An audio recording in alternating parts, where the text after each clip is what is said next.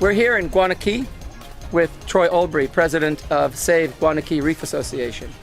I'm Fred Smith, and I am a director of Save the Bays. And Troy and I started the environmental law movement in the Bahamas with the Save Guana Cay case.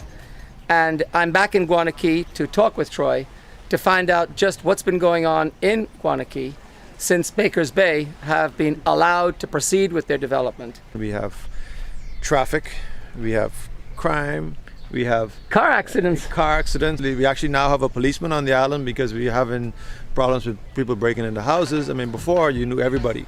Troy helped to lead the community and has continued to sustain the spirit of the community in this fight to respect local rights. It's important that we stand up for our rights and we stand up for our environment, because these guys, if the environment's ruined here, they pick them, they go someplace else and they start again someplace else.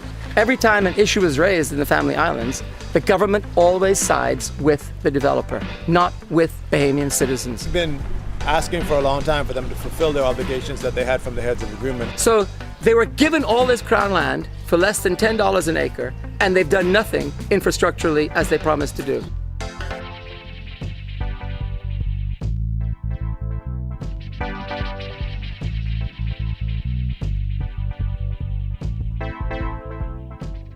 In addition to that, there also were promises of environmental monitoring, and none of that ever came to play. There has been environmental desecration out there, but I mean, they burnt and destroyed the entire forest. They tore down the mangroves. They dug it all up. They've got a golf course. All their chemicals are seeping into the reefs that's there.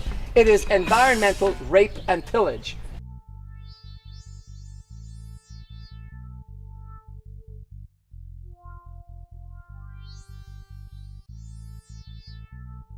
So are you going to take us out for a dive today? We're going to get a chance to look at the condition of the reef. We're going to take a look at a reef site that we've been monitoring for quite a while, pre-construction of the golf course.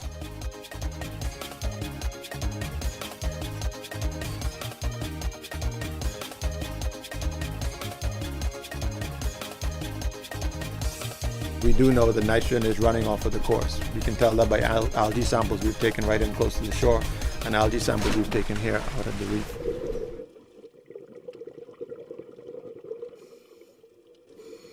There's some excellent stuff out there, but unfortunately, we've lost 40% coral cover in the last 2 years. And we're definitely seeing a decline.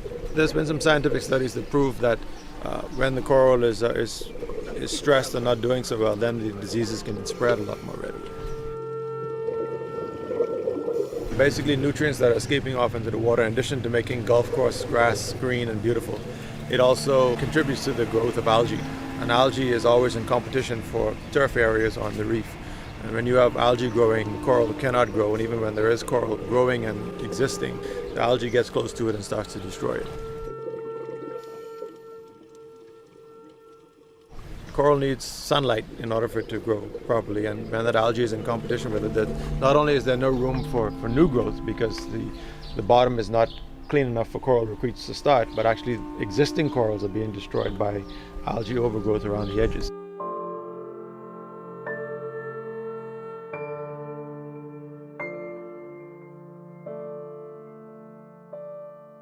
This used to be one of the most beautiful dive spots in the world, and it still has the potential to be if they would stop destroying it with all of the chemicals from the golf course.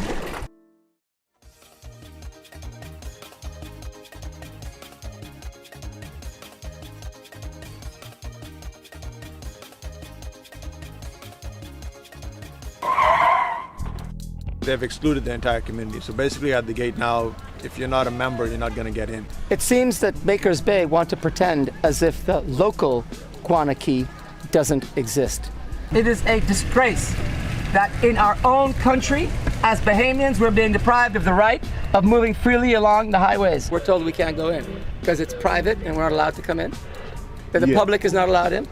Well, unfortunately, what has been passed on to us is that Baker's Bay is private, and to be able to get access, you will have to get information or that from a member. We have a right to go. It's a public road. It might be a private community, but it's a public road. Bahamians are being deprived of their constitutional right of freedom of movement by you all stopping people coming in and out this development. I am in my home country, and this is an invasion by these people in my home country.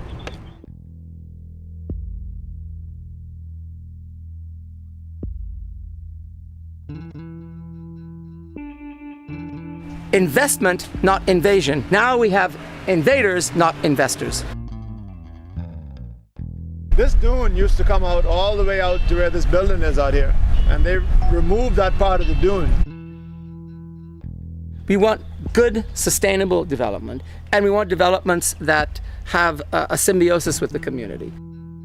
We want freedom of information, so we know exactly how these deals are going down, who's making the money on it, and we want an Environmental Protection Act with teeth. If you want your environment to be respected and protected in the Family Islands, you have to stand up for your rights. Definitely. And you have to tell the central government, respect the locals. These developments have to be inclusive and not exclusive. They have to be transparent, open, and accountable, consultative, instead of secretive, obstructive, resistant, and imposed by central government.